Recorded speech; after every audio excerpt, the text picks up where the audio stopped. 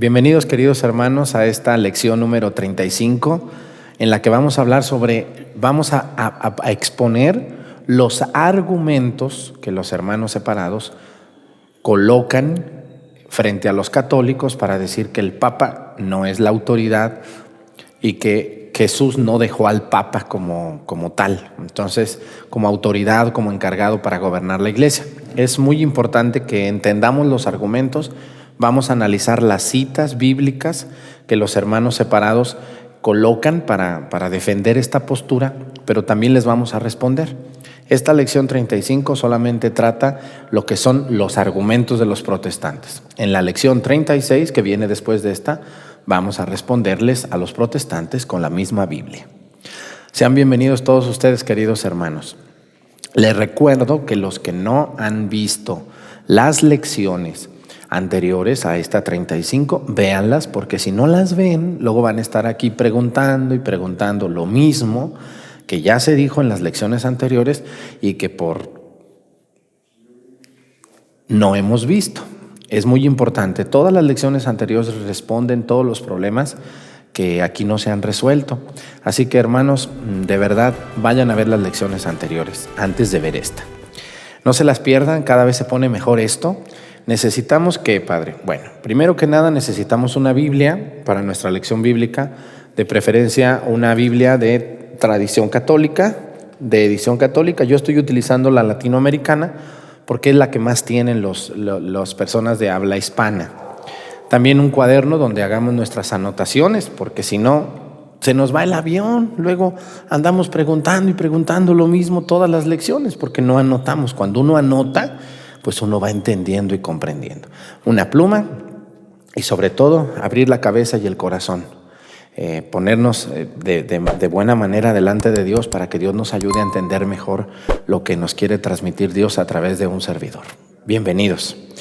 Bueno, pues estamos utilizando como base el libro del curso bíblico popular del padre Agustín Petrocelli, que es un muy buen sacerdote que nos explica cosas maravillosas. Habíamos hablado de que los protestantes tienen dos argumentos, ¿no? Dos argumentos que no son válidos. Número uno, dicen, nosotros solo la Biblia. Y si no está en la Biblia, no creemos nada. Muy bien. Mal argumento, ya hemos dicho por qué. Porque la Biblia es el fruto, el Nuevo Testamento es el fruto de la vivencia de los primeros siglos de la Iglesia Católica.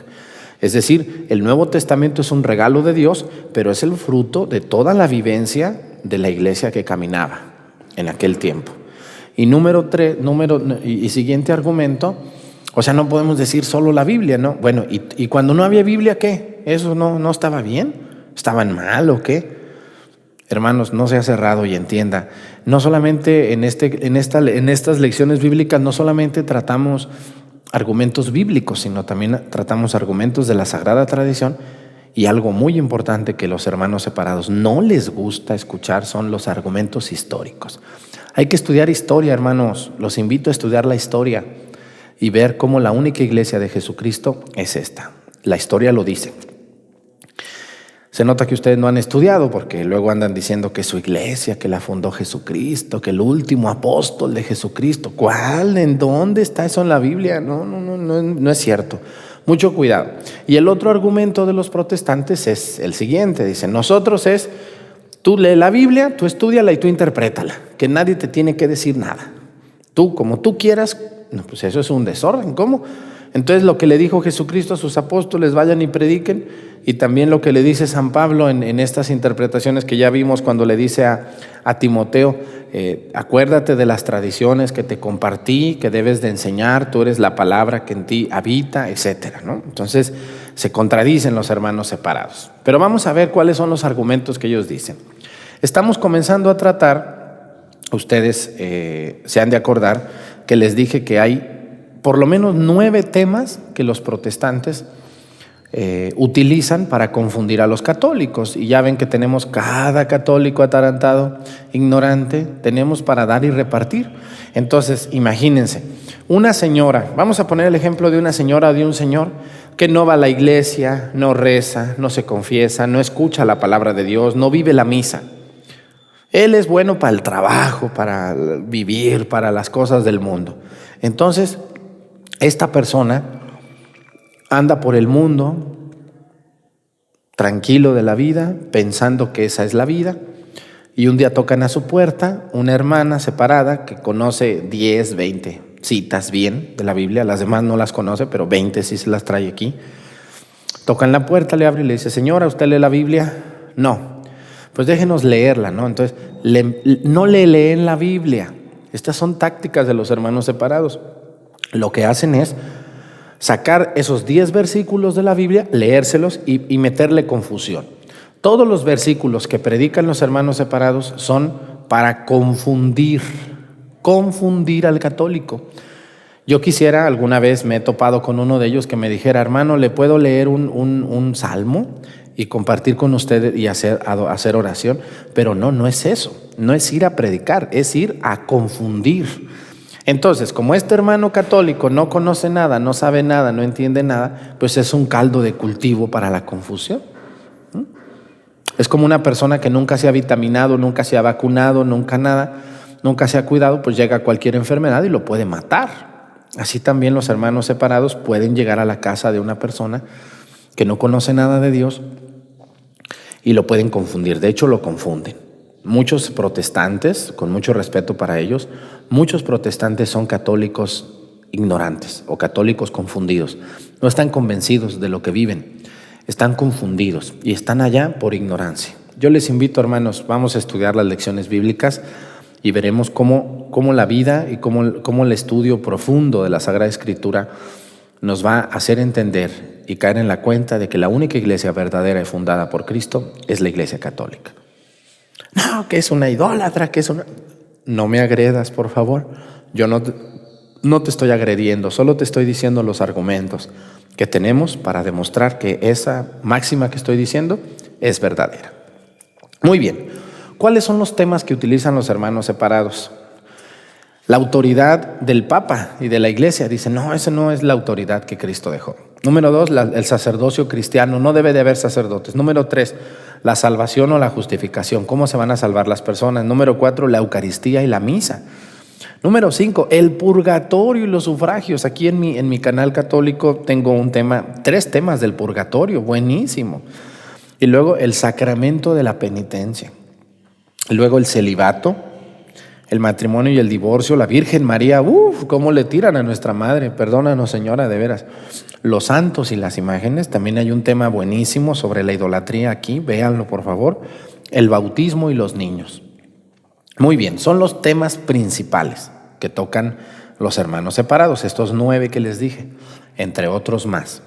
Entonces, cuando ustedes van a una secta protestante, lo que pasa ahí es mucho sensacionalismo. ¿Qué quiere decir eso? Que te imponen las manos, que te abrazan, que te gritan, te cantan, levanta las manos, ¿no? Entonces la persona se siente muy bien, pero es algo momentáneo. Termina eso y vuelves a tu misma ignorancia en la que ya estabas. Entonces, eso no es la fe en Jesucristo. Hay que tener en cuenta ver qué es creer en Jesucristo y cómo lo puedo yo conocer o comprender. Vamos a ver qué dicen los protestantes. El primer tema que vamos a tratar es la autoridad de Pedro. Los protestantes dicen: Jesús no constituyó a Pedro como cabeza de la iglesia. En la iglesia no hay otra cabeza más que Cristo. Luego, no debe de haber papa. Eso dicen los protestantes, basado por ahí en una cita de los Efesios, ahorita la vamos a ver. Dice: la autoridad que Cristo dio a Pedro no pasa a otros porque no está escrito en la Biblia. La infalibilidad del Papa no consta en la Biblia. Estas son las máximas de ellos, ¿no? O sea, no debe de haber cabeza en la iglesia. A ver, señora, ¿cómo una iglesia no va a tener una cabeza? Entonces ustedes no tengan pastores protestantes. Cada quien haga lo que le dé su regalada gana. Pero sin embargo los tienen. ¿O no? ¿O me equivoco, hermanos? ¿Verdad que no me equivoco? Toda institución, escúchenme muy bien, toda institución, comenzando por su propia familia de ustedes, si no hay una autoridad clara y visible, papá y mamá o uno de los dos que mande, o el hermano mayor, pues esa casa se convierte en un manicomio, en un lugar de locos donde cada quien hace lo que quiere, cada quien llega a la hora que quiere, come cuando quiere, y entonces eso está condenado a la ruina. Todo lugar, por más pequeño, corto, chico, grande que sea, necesita una autoridad, una cabeza. No se diga la iglesia. Así que esto es obvio. Esto independientemente de que Cristo lo haya dicho, se necesitaba. Pero Cristo lo dijo. Ahorita vamos para allá. Muy bien. Vamos a ver los fundamentos bíblicos que ponen los hermanos separados. ¿Vale? Vamos a la carta a los Efesios. Agarren su Biblia. Padre, yo no sé manejar mi Biblia. En la lección número 3 te explico cómo manejar tu Biblia. Vete para allá, por favor. No estés aquí. Porque si tú no tienes Biblia en estas lecciones bíblicas, pues es como comerte una hamburguesa sin carne, mamacita. ¿Qué estás haciendo aquí? Vaya por su Biblia, cómprese una y póngase a ver sus lecciones con su Biblia. La van a aprender. Ya les he dicho yo que le pongan estas cintillas. Miren, yo le pongo estas cintillas a la Biblia y ahí dicen los nombres. Y ya es más fácil que cuando les digo que la busquen. Vamos a ir a la carta a los Efesios, Nuevo Testamento. La carta a los Efesios, aquí la tengo, miren, carta a los Efesios de San Pablo, ¿sale? Yo estoy en la Biblia latinoamericana, ustedes pueden tener otra Biblia católica. Padre, ¿en mi Biblia es católica o no? Ahí atrás hay otro tema donde le explico si su Biblia es católica o no. Vaya y véalas, hermano, por favor. Y no esté aquí distrayendo a la gente que está bien atenta a su lección bíblica. Bueno, vamos a ir a Efesios, capítulo 5, versículo 23, ¿sale? Vamos a ver qué nos dice aquí ¿cómo se llama? El San Pablo, capítulo 5, versículo 23. Dice así: el hombre es cabeza de la mujer como Cristo es cabeza de la iglesia, cuerpo suyo del cual es asimismo Salvador. A ver. Dice, el hombre es cabeza de su mujer como Cristo es cabeza de la iglesia. Así es, no negamos que Cristo sea claro que Cristo es la cabeza de la iglesia. Pero ahorita vamos a responder más adelantito. O bueno, de una vez le respondo. Bueno, entonces, cuando nosotros decimos que el Papa es la autoridad de la iglesia, no quiere decir que digamos que es la cabeza de la iglesia. Cristo es la cabeza de la iglesia. El Papa es la cabeza visible que Jesús dejó para su iglesia. Muchas personas, los hermanos separados, dicen, no, es que Jesús nomás dejó a Pedro, pero cuando se murió Pedro, ya se acabó la autoridad. Ah, sí, mi chula, ¿y de qué quieres tu helado? Vamos a entender, hermanos, lo siguiente. A ver, vamos a hacer un poco de lógica humana. Cuando Jesús les dijo a sus apóstoles en el capítulo 15, versículo 16 de San Marcos, vayan por todo el mundo y prediquen la buena nueva. A todo el que se bautice se salvará, el que no se bautice, etc. Luego en otro versículo les dice, vayan y enseñen, vayan y perdonen los pecados. A quienes les perdonen les quedarán los perdonados, a quienes no les quedarán sin perdonar. Cuando Jesús da todas esas órdenes solo a sus apóstoles, que son nuestros obispos de la Iglesia Católica, no a los protestantes, porque ellos ni existían, ellos son de 500 años para acá. Con mucho respeto, hermanos separados, vamos a la historia y verán que ustedes allá ni andaban. Y no puede haber 1500 años de error, ¿verdad que no? No creo que 1500 años de personas de buena voluntad estuvieron equivocadas. No. Esos argumentos de los hermanos separados de que la iglesia los engañaba, por favor, señores, ¿a poco ustedes son los meros ganones? Y todos las anteriores personas no, fueron unos tontos. Señores, no sean tan malvados y respeten un poco la memoria de aquellas personas de tanta fe. La respuesta es la siguiente, a ver. Jesús les deja instrucciones claras a sus apóstoles. Vayan, prediquen, enseñen, transmitan, bauticen, perdonen. Y luego en el capítulo 16 de San Mateo, 16, le dice, Pedro, a ti te entrego las llaves. A ti, Pedro. Ya no te vas a llamar Simón. Lo que ates aquí quedará atado allá. Es decir, Cristo deja a un líder. No nomás les dice a los 12, ay, vayan, ya hagan lo que puedan. Ay, háganlo como quieran. Y cuando se mueran, pues hay que pase lo que sea. No, claro que no. Jesús dijo, me voy, pero volveré. La parusía, así se llama eso, la segunda venida de Jesucristo. Entonces Jesús dio un tiempo. y el tiempo de que Jesús regrese, cuando sea el juicio final y sea la resurrección de todos los muertos y sea el fin del mundo y empezar el mundo espiritual totalmente con Dios. Ese es el tiempo de la iglesia, ¿no? Ese es el tiempo de la iglesia. Entonces, mientras dure la iglesia, tiene que haber una cabeza. Y hay muchos datos históricos, como el obispo de Roma, donde se establece Pedro como primer papa, es la autoridad a la que todos los demás obispos recurren en cualquier duda, pregunta, comentario, ¿no? Entonces, eso es historia, hermanos. Vamos a la historia hermosa que tiene nuestra fe. Así que Cristo no pudo haber dejado a Pedro y decirle, y ya cuando te mueras, pues hay cada quien que haga lo que quiera. Eso es lo que les gusta a los hermanos separados. Ellos no se quieren someter a ninguna autoridad. Ellos dicen, no, yo no necesito que nadie me explique. Ah, muy bien, usted es licenciado en Sagrada Escritura. ¿Sabe cuántos años estudió? Por favor, ni un año siquiera. Ya porque se saben 10 citas, ya creen que se las pueden de todas. Ay, por favor, Dios mío. Yo me aventé 12 años estudiando y todavía me siento un ignorante. A veces veo las citas y tengo que buscar libros, documentos para ilustrarme, ¿no? Para ver, esta cita quiere decir esto, ¿no? No podemos estar nomás así como que Jesús me dice que yo te transmito. Eso se llama fanatismo y eso es una enfermedad muy fuerte y muy frecuente en muchos creyentes de Jesucristo. Dice, entonces los hermanos separados dicen que Cristo es la cabeza, nadie más. Dice, nadie puede poner otro fundamento. Vamos a ver otra cita en la primera carta a los Corintios, búsquenla por favor en su Biblia. Primera carta a los Corintios, miren, aquí la tengo. Primera carta a los Corintios, aquí está. Primera carta a los Corintios. Primera carta a los Corintios, capítulo 3. Ay, padre, va muy rápido. Póngale pausa, señora, y luego nos alcanza. Primera carta a los Corintios, capítulo 3, versículo 11. Dice así, versículo 11. Pues nadie puede cambiar la base, ya está puesta y es Cristo Jesús, dicen los hermanos. Dice, sobre este cimiento se puede construir con oro, plata, piedras preciosas, madera, caña o paja. Bueno, dice, nadie puede cambiar la base. Claro, Cristo es la base de la iglesia. Claro, Cristo es la base y es la cabeza. No le decimos que no. ¿Quién ha dicho que no? Pedro es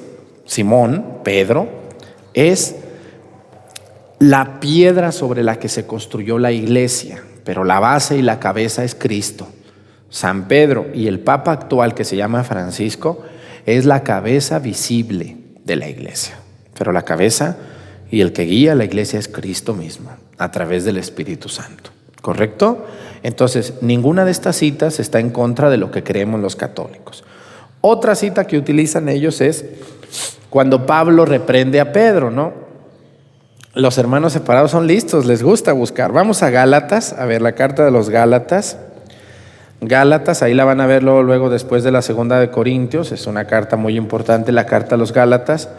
En el capítulo 2, versículo 11. 2:11. Gálatas 2:11. Dice así.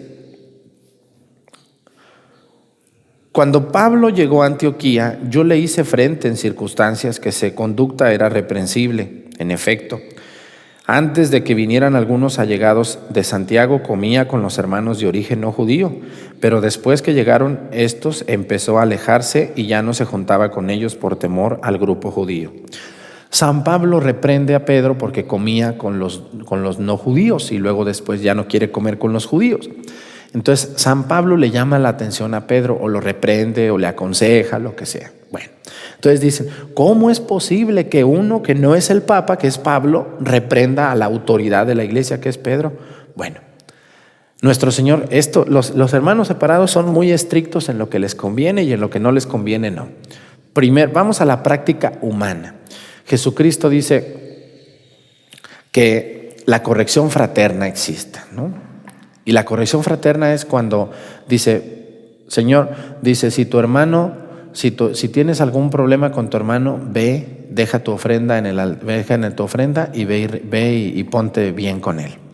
Y también el Evangelio dice que si sabes de alguna conducta equivocada, dice, primero ve tú en privado y dile. Si no te hace caso, ve por segunda vez y corrige a tu hermano con otro más que sea testigo. Si ni a ti ni a él le hacen caso, entonces recurre a la comunidad, ¿no? Entonces eso se llama corrección fraterna cristiana, que no es chisme. Entonces, cuando el apóstol Pablo va y reprende a Pedro, aquí dice en Antioquía, pareciera que Pedro no es tan importante. Los hermanos separados dicen, ¿cómo es posible? Bueno, la respuesta es sencilla. Miren, el Papa no se puede equivocar en cuestiones de fe, pero en costumbres, en conducta, en maneras de hablar, se puede equivocar, pues es un ser humano. Nunca hemos dicho que el Papa sea Dios. ¿Quién ha dicho eso? El Papa no es Dios, es un ser humano. Es un hombre, como lo dice la carta a los Hebreos, es un hombre llamado de entre los hombres que ofrece sacrificios por sus pecados y por los del pueblo. Entonces los hermanos separados, que son muy estrictos, dicen, ¿cómo es posible que se reprenda? Bueno, a la historia de la iglesia, déjenme que les digo, ha habido grandes santos que han reprendido al Papa o que le han invitado a corregirse o que le han pedido que haga ciertas cosas que no está haciendo. Y el Papa ha aceptado que se equivocó y corrige lo que está haciendo. Entonces, el hecho de que haya un Papa y una autoridad en la iglesia no quiere decir que no se le pueda reprender. De hecho, todos en la iglesia tenemos una autoridad. Si un laico, un grupo en la iglesia se equivoca, la iglesia tiene la obligación de llamarle la atención a ese grupo que anda haciendo cosas que no. También un sacerdote, un diácono, una monjita, un obispo, un cardenal, incluso al Papa, si algo anda mal, alguien le puede decir que no está correcto lo que está haciendo y que tiene que corregir esa situación. Y eso es corrección fraterna y es válida totalmente. Muy bien. Así que vamos a ver ahorita, Pablo reprende a Pedro, pero respeta su autoridad, le respeta totalmente, ¿no? Lo que pasa es que los hermanos separados quieren buscar la manera de tumbar la autoridad de Pedro. Les voy a poner un ejemplo, miren, San Irineo, aquí tengo esos dos ejemplos que me da el padre Agustín. San Irineo dice, le escribió al Papa Víctor desaprobando su obrar, y logró que el Papa le diera la razón. ¿Sabían ustedes que le pueden escribir al Papa y le pueden dar razones para que no diga o haga ciertas cosas que está haciendo? Pero tiene que haber razones. Una cosa muy distinta es, porque luego hay gente que dice, no, es que el Papa a mí me cae mal porque mira cómo nos ve, mira cómo habla, mira cómo mueve las manos, mira por qué nos ve así, por qué tiene esa mirada. Ay, eso, señora, discúlpeme, esas son cosas muy secundarias y muy tontas. Si usted le va a llamar la atención al Papa o le va a hacer una corrección, básese con argumentos doctrinales de lo que enseña, de lo que ha dicho, no en cosas secundarias, en que si está enfermo, en cómo camina. ¿Eso qué? Eso no tenemos que fijarnos en tantas cosas tan pequeñas. A mí me sorprende a veces ver gente que está en misa, pero está en todo. Está viendo que la señora se cayó, que la señora caminó, que el niño se cae, que el niño grita, que el padre se equivocó. Y digo, bueno, ¿está en misa o está viendo todo lo que no es la misa? ¿Verdad que sí conocen por ahí algunas comadres que en todo están menos en lo que deben de estar? Sí, padre, claro que sí. Bueno, vamos a ver la interpretación de la cita de Efesios 5:23. Cristo es cabeza de la iglesia, dice el padre, dice. La iglesia no enseña que San Pedro y el Papa sean la cabeza, independientemente de Cristo, sino que le representan como cabeza visible aquí en la iglesia. Así es. La cabeza es Cristo. El Papa representa la cabeza de Cristo, visible. O sea, tiene que haber una autoridad. No puede estar una institución así como que, imagínense si la Iglesia Católica se la entregaran a los protestantes, ¿qué harían los protestantes con la Iglesia Católica? Un desastre. Cada pastor, como lo conocemos hasta el día de hoy, se maneja como quiere, predica lo que quiere, dice lo que quiere, habla lo que quiere y nadie le puede decir nada. Y cuidado, si le dices algo se ofende, te puede agredir. A mí me ha pasado que por decir aquí la verdad, me tupen, pero de agresiones y todo lo que quieren. Pero es la verdad y aunque les duela, la seguiré diciendo. Así de sencillo. Así que el Papa es la cabeza visible de la iglesia, pero la cabeza invisible es Jesucristo. ¿Correcto? 1 Corintios 3:11 dice, Cristo es el fundamento de la iglesia como piedra angular. Este fundamento se continúa en la historia, en los apóstoles. Vamos a ver, miren aquí, esta cita está muy buena. Vamos a la primera de los Corintios, primera carta a los Corintios, por favor. Primer carta a los Corintios, capítulo 3, versículo 11. Dice, Cristo es el fundamento. Ya la vimos esa cita, perdón. Vamos a San Pablo en Efesios. Búsquenme por favor Efesios 2:20. Efesios, la carta de San Pablo a los Efesios, capítulo 2, versículo 20, dice así. Dice,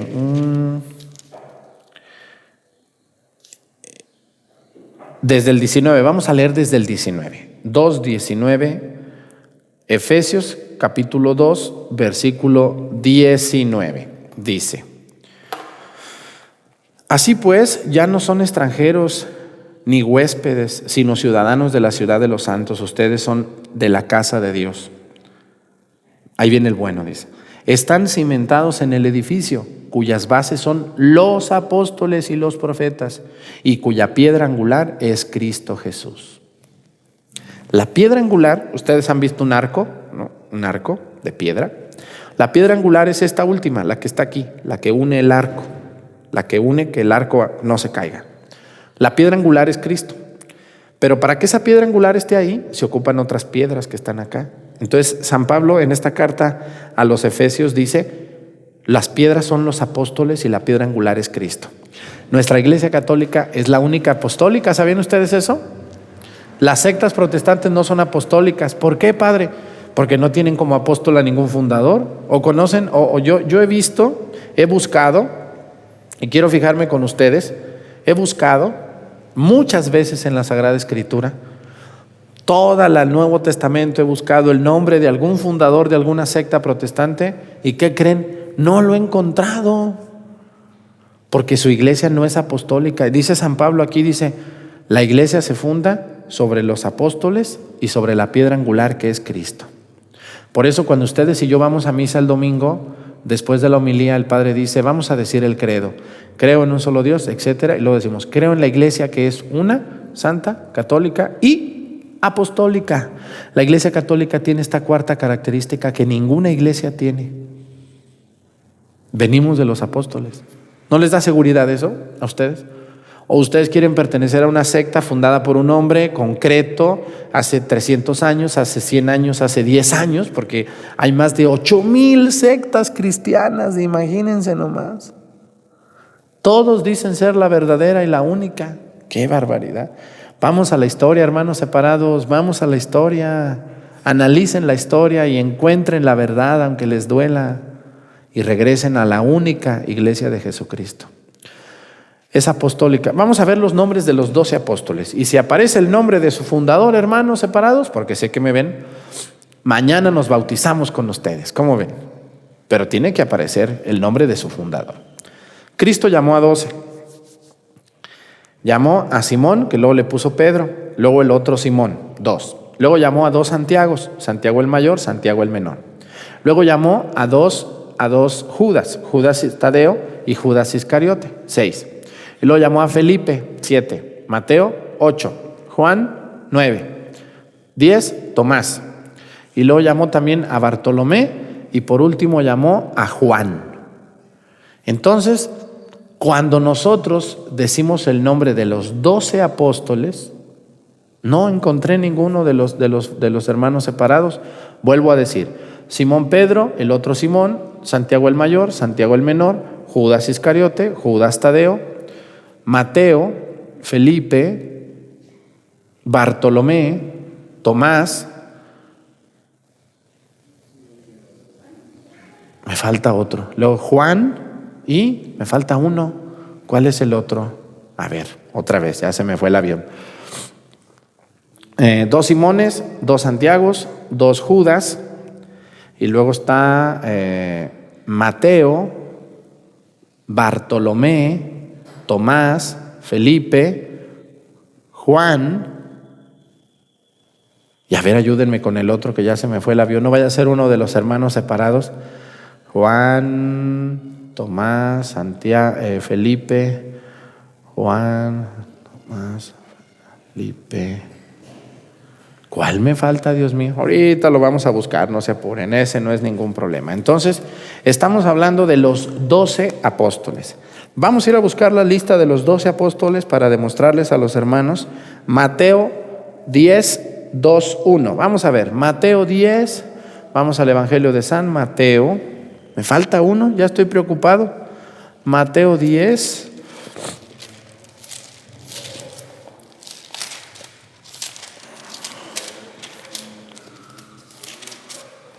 Mateo 10, 2. Dice, estos son los nombres de los 12 apóstoles. Simón, llamado Pedro, y su hermano Andrés. Ay, me falta Andrés, ahí está. Andrés, el hermano de Pedro. Ese era el que me faltaba. Muy bien, entonces los volvemos a decir todos juntos. Simón Pedro, el otro Simón. Santiago el mayor, Santiago el menor. Judas Tadeo, Judas Iscariote. Mateo, Felipe, Bartolomé, Juan, Andrés y Tomás. ¿Es correcto? Es correcto, ¿no? Otra vez, vamos a ver, no se me desesperen. Simón, Pedro, Simón, el otro Simón, Santiago el mayor, Santiago el menor. Luego tenemos a Judas Tadeo, Judas Iscariote. Tomás, Felipe, Bartolomé, Mateo, Juan y Andrés. Correctísimo, 12 apóstoles. Ninguno de los hermanos separados que tienen sus sectas he encontrado que tengan alguno en los 12 apóstoles. Por lo tanto, su secta o su iglesia no es apostólica.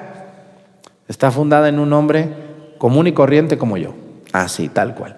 Es como si el padre Arturo ahorita dice, yo voy a fundar mi iglesia. Me separo, hago mi iglesia y me sigue uno que otro medio zafado que no sabe nada y entonces le faltamos el respeto a la iglesia de Jesucristo, ¿no?